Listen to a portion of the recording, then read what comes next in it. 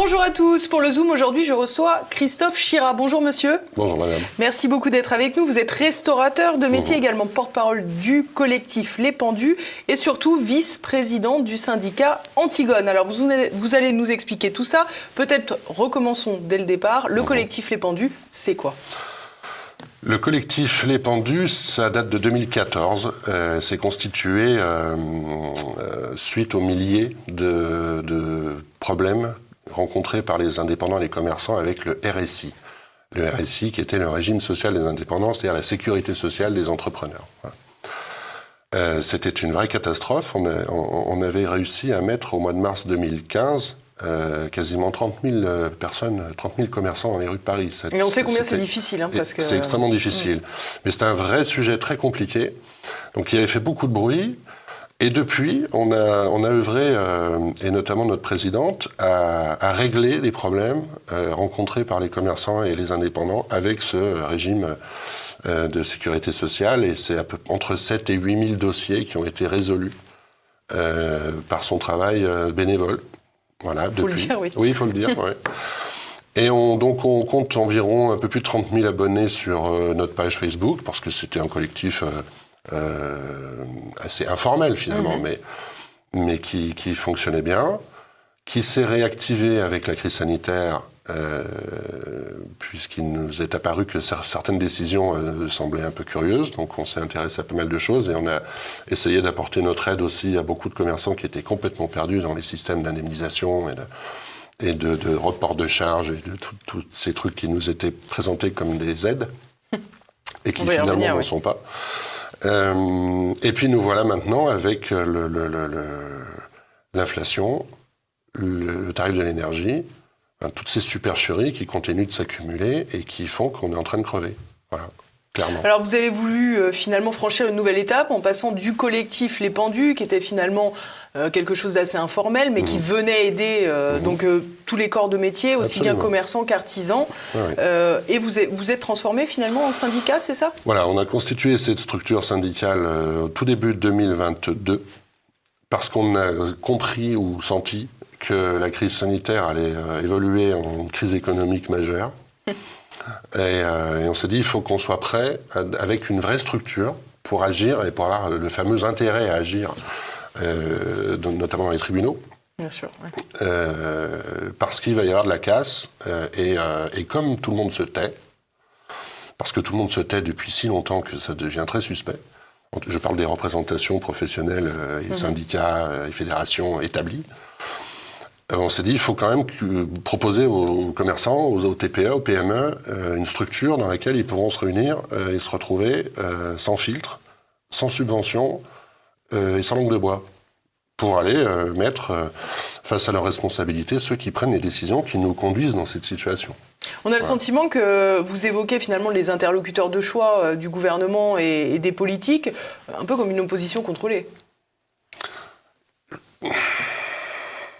En tout cas, ils sont très silencieux, ils sont souvent complaisants et parfois complices. Donc il y a un problème. En tout cas, ils sont inutiles. Et ça nous suffit en fait. Le constat, c'est qu'ils sont inutiles. Voilà. On n'a rien empêché durant la crise sanitaire.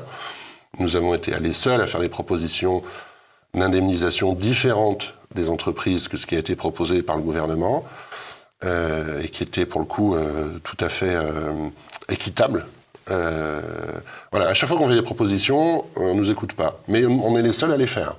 Genre nos représentations établies depuis longtemps, ou fédérations, et quels que soient les métiers, sont totalement soumises, on va le dire comme ça. Alors pourquoi, c'est la raison leur appartient, mais en tout cas, le constat est que si on ne se prend pas en main, nous, sans intermédiaire, on n'arrivera pas à se défendre. Et en tout cas, on n'est pour l'instant pas défendu. Voilà. On peut aller du simple syndicat ou fédé jusqu'au MEDEF. Il n'y a rien qui bouge. Personne ne dit rien. Pour la crise, pour l'énergie, le MEDEF est totalement muet. Revenons un peu en arrière, si vous voulez bien, Christophe Chira. Je vous ai présenté comme restaurateur. Oui. C'est peut-être d'ailleurs ce qui a précédé vos activités syndicales, j'imagine. Est-ce que vous pouvez revenir un petit peu en arrière sur votre activité et quelles ont été ces dernières années pour vous ? Elles ont été catastrophiques. catastrophique, puisque on nous a fermé d'autorité un 15 mars 2020. Prévenu la veille ? Et prévenu la veille, voilà. Prévenu le jour même, à 20h pour fermer à minuit. Oui. Voilà. Le lendemain, il fallait aller voter pour les municipales. Voilà. Et puis, le surlendemain, je me suis aperçu que les gens allaient travailler en métro. Et je me suis dit, il y a quand même un problème. C'est grave ou c'est pas grave? Mais si c'est grave, on ferme aussi les métros. On ferme pas que les restos. Voilà, donc c'est ce qui m'a assez vite rassuré sur la gravité de cette pandémie. Et puis, quand j'avais du temps libre, je me suis effectivement... j'ai essayé de m'informer un peu différemment de ce qu'on nous proposait tous les soirs à la télévision. Bon. Et pour revenir à l'aspect professionnel, évidemment, ça a été extrêmement compliqué puisqu'on nous a lâchés dans la nature. Il faut se souvenir de ce premier confinement avec une indemnisation de 1 500 € par mois à condition de cocher un certain nombre de cases, et Dieu sait si elles étaient nombreuses. Donc finalement, et on nous a proposé un PGE magique. Le fameux prêt garanti par l'État. Absolument. Alors restons d'abord sur ces fameux 1 500 € par mois. Que fallait-il faire pour les avoir? Est-ce que vous dites que c'était difficile, mais oui. Alors je me souviens plus de toutes les conditions précises, mais il fallait effectivement, par exemple, avoir aucune dette, être à jour de ses versements de TVA, être à jour de ses versements de charges URSSAF, être à jour de ceci, être à jour de cela. Donc déjà ceux qui étaient déjà en difficulté, c'était terminé pour eux. Il fallait un an ou deux d'existence. Il y avait tout un tas de conditions. Et puis 1 500 €. Une petite structure, quoi. Ah ben ça paye à peine le loyer. Enfin, ça paye pas tous les charges fixes. Moi, j'ai pas un énorme établissement. On a entre 12 et 15 000 € de charges fixes par mois. Bon, avec 1 500 € pendant 3 mois, au bout de 3 mois, on met la clé sous la porte. Voilà. Ou on signe le PGE. Voilà. Et alors justement, revenons-en à ce fameux prêt garanti par l'État. Est-ce que vous pouvez nous expliquer de quoi il en retourne, en fait? Quel était l'objectif et comment ça se passait? On nous l'a présenté comme une aide. Hein, c'est comme ça que ça a été présenté. Très facile d'accès. Alors là, pour le coup, c'était une aide très facile d'accès. Évidemment, parce qu'elle se rembourse. C'était pas comme les forfaits d'indemnisation du Fonds de solidarité. Fonds de solidarité. Donc là, c'était très facile. Tout le monde pouvait faire un PGE. C'était signé dans la journée par la BPI, les banques, l'argent disponible très rapidement. C'était magique. L'argent magique. Voilà. Mais l'argent magique qu'on nous a contraint. C'est-à-dire qu'on nous a contraints à le contracter. Parce que, encore une fois, avec les indemnisations qu'on nous offrait, on mettait tous la clé sous la porte. Donc l'obligation a été faite de contracter ces PGE, qui n'ont servi qu'à payer donc les charges. Et donc, qui n'étaient pas comblées par les indemnisations. Exactement. Et donc finalement, l'État s'est déchargé sur nous du financement des conséquences de ces décisions. Comme ça, en toute détente. Il y avait des taux d'intérêt sur ces PGE? Très faibles. Très faible. Très faible. Mais peu importe, même le capital à rembourser, on est en plein dedans là. Et à partir de quand vous deviez le rembourser, justement? Alors c'était 1 an plus tard. Et il y a on avait une possibilité de différer le début du remboursement d'1 an supplémentaire, parce que comme la crise durait plus que prévu, étonnamment. C'est compliqué de pouvoir rembourser une somme dont on a besoin parce qu'on nous a obligés à être fermés quand on est toujours fermé. Oui, en plus. Et puis là, c'est clairement une charge supplémentaire qui est importante. C'est un 2e loyer, quasiment, la mensualité du PGE. Donc c'est extrêmement important et c'est pas à nous de supporter ça. C'est pas à nous de supporter ça. Je fais la différence entre les entreprises qui ont été contraintes de le contracter pour sauver leur boîte, voilà, et celles qui, par confort, ont fait des travaux de rénovation, puisqu'on a ouvert tout ça à tout le monde. Donc très bien, pourquoi pas. Après, c'est un autre sujet. Mais pour ceux qui n'avaient pas d'autre choix que d'y souscrire, c'est totalement anormal et on reviendra là-dessus et on compte même, on est en train de travailler pour engager une procédure en responsabilité contre l'État parce que c'est à lui d'assumer ça, c'est pas à nous. C'est pas à nous. Pour ne pas rembourser les PGE, alors ? Oui, absolument. Parce que c'est pas de notre fait. Les fermetures ne sont pas de... La fermeture n'est pas de notre fait et l'État doit assumer les conséquences de ses décisions. C'est la base de tout. Enfin... Mais est-ce que finalement, vous ne souffrez pas un peu d'une image de ces restaurateurs qui ont quelque part un peu profité, pas que les restaurateurs d'ailleurs, loin s'en faut, hein, mais toute une partie, y compris des salariés d'ailleurs, qui ont profité de télétravail, où il y avait plus de télé que de travail. Et vous avez remarqué, on ne parle que des restaurateurs. C'est vrai qu'on en parle davantage, bien sûr. Ouais. C'est les restaurateurs qui se sont gavés, et les autres, on les oublie. Alors que, mais est-ce que ça n'existe pas aussi des restaurateurs qui se sont gavés ? Bien sûr, il y a eu on peut appeler ça des abus. En tout cas, les gens, les restaurateurs et d'autres, ont fait ce qui leur a été permis de faire. Voilà, le système d'indemnisation, et là on parle du deuxième confinement, de la deuxième fermeture, donc entre octobre 2020, enfin novembre 2020 et juin 2021, où là, étonnamment, le mode d'indemnisation a été sérieusement revu à la hausse. Voilà, donc effectivement, ça collait un peu mieux avec la part de frais fixes que les entreprises supportaient. Bon. Mais on sait qu'il y a des gens des commerces qui étaient par exemple saisonniers et qui étaient fermés classiquement pendant l'hiver. Eux ont perçu les indemnités alors qu'ils étaient de toute façon fermés. Par exemple, ils étaient fermés. Mais ça, c'est parce qu'on leur a permis. Moi, je jette pas la pierre. C'est qui l'aurait pas fait. Il y a eu des gagnants et des perdants, quoi. Il y a eu des gagnants et des perdants, mais il y a eu beaucoup de perdants parce que les comptes n'y sont pas. On oublie de parler de la valeur de nos commerces. Qui est aujourd'hui qui veut racheter un commerce, qui veut racheter une boulangerie aujourd'hui, ou qui veut racheter un restaurant, c'est compliqué quand même, à part peut-être quelques chaînes, étonnamment, qui font des offres très très basses. Mais oui, c'est pas vrai. Il faut tordre le cou à cette idée que les gens se sont gavés. C'est pas vrai. On serait pas en train de tous crever là. Alors, ça se voit pas encore vraiment parce que beaucoup tapent dans les réserves de trésorerie. Mais ça va aller certainement assez vite maintenant. Et notamment avec les factures d'énergie qui viennent. Alors justement, parce qu'on a évoqué le remboursement de ce fameux PGE, mais à cela, c'est presque transposé, ajouté la crise énergétique, avec aussi bien l'électricité, le gaz, le fioul, selon les commerces, avec des charges absolument importantes. Les reports de charges consentis pendant le Covid, qu'on est en train de payer en ce moment-là. En plus. Charges URSSAF notamment. Oui, et oui. Mais c'est des aides. C'est des aides. Et bien sûr, l'énergie vient constituer, si vous voulez, quasiment le coup de grâce, quoi. C'est la balle dans la nuque, c'est très violent, très violent. Quand on a des factures d'électricité qui sont multipliées par 4, on a vu pire. Je crois qu'on a vu x22, x27, enfin bon, c'est... Au diable l'avarice, alors. Oui, voilà. Mais x4, ça suffit, même x2. Parce que c'est un poste important, l'énergie, dans un commerce. Donc, si on double... C'est comme chez un particulier, si on le doublait ou on lui triplait son loyer du jour au lendemain. C'est à peu près la même incidence. C'est énorme. Donc oui, c'est le coup de grâce. Et ça inquiète personne. C'est l'indifférence totale. Alors, on a vu beaucoup de nos collègues boulangers sur certains plateaux télé, donc on a stigmatisé les boulangers. Tant mieux, mais comme ça fait mieux oublier que tous les autres sont concernés, et pas que dans le commerce, dans la PME, dans la PMI. Oui, il n'y a pas que les fours à pain qui sont énergivores, en fait. Mais non. Et ça, c'est encore une supercherie, puisque suffisamment de gens ont défilé sur votre plateau pour expliquer ça, mieux que moi, mais tout est lié au marché européen de l'électricité.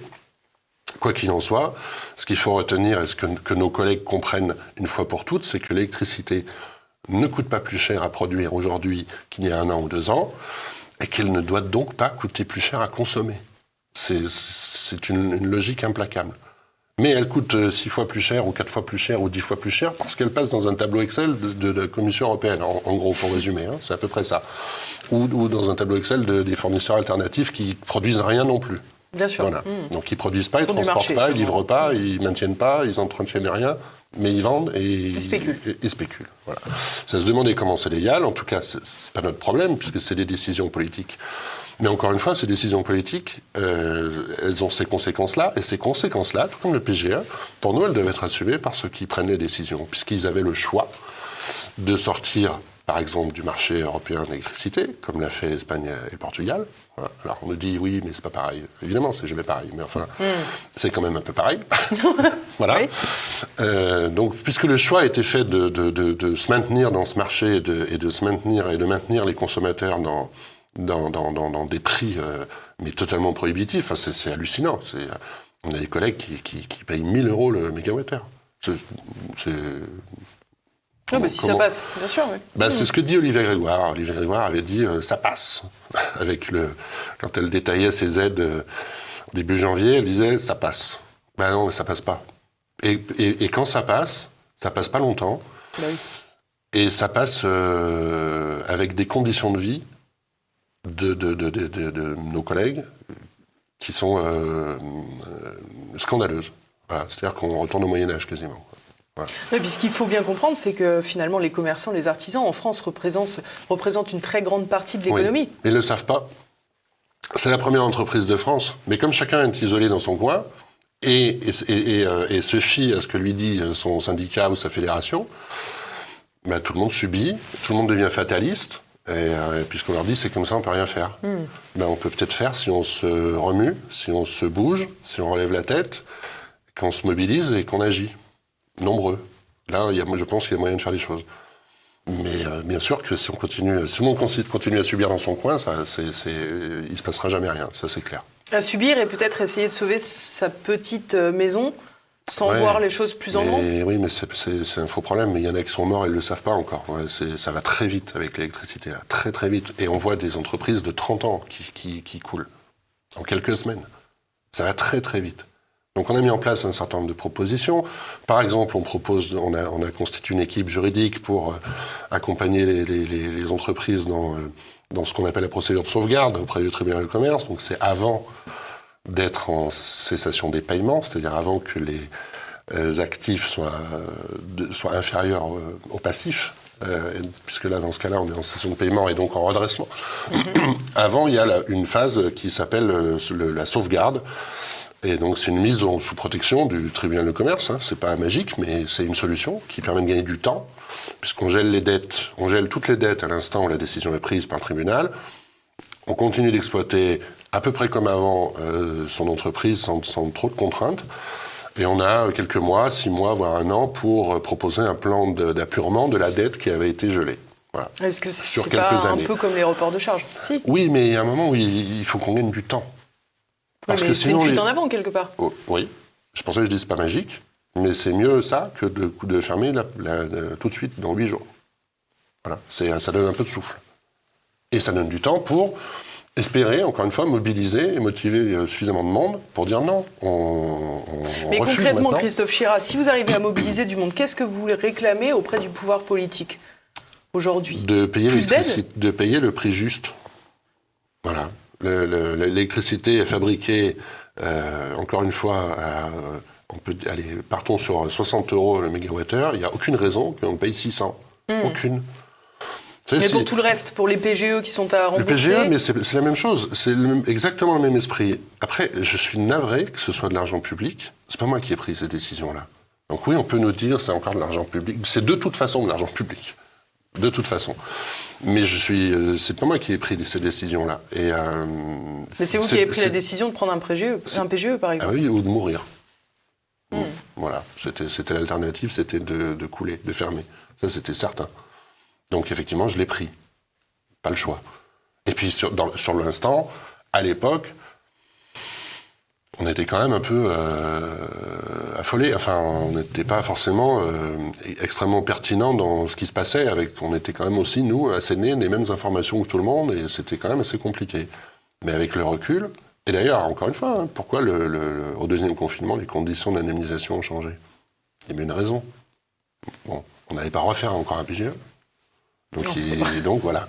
Mais il fallait pas les fermer, les établissements. Enfin voilà, c'est un autre problème.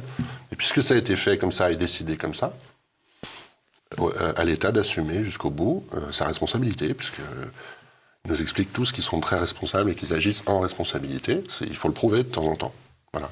Mais j'en suis bien désolé, mais oui, c'est pas à nous de financer les décisions des dirigeants. C'est quand même invraisemblable. C'est invraisemblable. Aujourd'hui, comment voyez-vous l'avenir pas simplement de votre commerce, de votre restaurant, mais de toute cette activité qui, comme vous l'avez rappelé, est la première entreprise de France? On représente presque 85% de la TVA collectée. Hein. C'est pas rien. Hein. Parce que finalement, vous êtes collecteur d'impôts aussi. Et oui, on est une vraie force. Comme des notaires. Oui. On est une vraie force, mais encore une fois, composée de millions de gens isolés. Voilà. Et donc, il faut qu'on agglomère tous ces gens-là. Il faut qu'ils acceptent de l'idée qu'ils peuvent compter sur personne d'autre qu'eux-mêmes. et qu'ils nous rejoignent, puisqu'on est, je crois qu'on est à peu près les seuls à proposer quelque chose d'assez structuré et d'assez intelligent, parce que la mise en sauvegarde, c'est une mesure intelligente. Après, on peut aller faire des grèves ou des manifs, ça c'est bien, ça occupe, mais ça ne fait pas avancer les choses. On a ces actions en responsabilité contre l'État, donc pour le PGE et pour l'énergie. C'est la même, parce qu'encore une fois, c'est des choix qui ont été faits, donc c'est à eux d'assumer les conséquences des choix. On va aller voir ce que nous dira le juge, on verra bien. Donc on va le faire. Et puis si on est suffisamment nombreux et qu'on va, je sais pas moi, on peut rêver, on peut aller, comme certains industriels ont des tarifs extrêmement compétitifs auprès d'EDF. Pourquoi ? On ne sait pas. Parce qu'ils sont gros consommateurs, parce qu'ils ont des entreprises stratégiques, ou parce que... En tout cas, ça prouve que c'est possible de payer un mégawattheure à 70 €. Ça existe, et donc ça prouve que c'est possible. Donc si on est suffisamment nombreux et intelligents et structurés, on peut aller voir le fournisseur, fabricant d'électricité, et lui dire, ben voilà, on représente tant de mégawattheures de consommation. Comment on fait ? Voilà, il y a plein de choses à imaginer. Mais il faut qu'on arrive à s'agglomérer, il faut surtout arrêter d'être fataliste, de baisser les bras et de dire, on ne peut rien faire. On saura une fois qu'on aura essayé, mais il y a des choses à essayer. Ça, et alors aujourd'hui, si les gens qui vous ont entendu, qui sont précisément artisans ou commerçants et qui veulent vous rejoindre, comment ils peuvent faire ? On a un site internet qui s'appelle antigone-france.com. Pour ceux qui sont en difficulté ou qui pensent qu'ils vont être bientôt en difficulté et qui seraient concernés par la procédure de sauvegarde, on a une adresse mail à disposition. Cette adresse mail, c'est antigone.sauvegarde.pme@gmail.com. Donc ça, c'est important. Il suffit d'envoyer un petit mail en disant j'ai des ennuis, d'écrire rapidement, voilà, et on a notre équipe juridique qui prend contact. Voilà. Et tout ça, c'est bénévole ? Tout ça, c'est bénévole. Il y a une participation. On espère que les gens adhèrent aussi, parce que tout ça nous coûte. Bien sûr. Depuis 2000, ça fait 10 ans maintenant qu'on a une activité bénévole. On a constitué cette structure syndicale avec une adhésion symbolique. L'adhésion de base est à 30 €, donc pour une entreprise, c'est vraiment symbolique. Mais nous, on a maintenant des frais, on fait travailler des gens, des avocats. Alors, ils sont sympas avec nous, mais... pour être efficace, il faut aussi être en mesure de rémunérer. Mais pas besoin de PGE. Ben oui, tant qu'à faire. Puis c'est la base, c'est normal en plus. Donc il faut qu'on ait, effectivement, on a besoin de moyens, on a besoin de monde, on a besoin de moyens et on a besoin d'aide. On a besoin de bras, on a besoin de gens qui sont motivés pour agir, pour animer tout ça. On démarre juste, donc il faut faire vivre et il faut essayer de bousculer un peu L'idée, c'est de réussir à redistribuer les cartes de la représentation professionnelle, parce que on ne peut pas laisser nos chefs de syndicats ou de fédérations aller partager la galette des rois ou percevoir une petite légion d'honneur et puis finir tout ça dans les salons des ministères. Je ne fais pas de populisme, mais enfin, ça ne suffit pas. C'est pas ça qui aide les artisans, ça c'est clair. C'est pas possible. Merci beaucoup Christophe Chirac d'être venu jusqu'à TV Liberté. Merci à tous de nous avoir suivis. N'oubliez pas que vous pouvez nous aider et aider cette entreprise en partageant cette émission, en l'envoyant à vos amis, à votre famille, mais bien sûr aussi en cliquant sur le fameux petit pouce en l'air pour améliorer le référencement. À bientôt.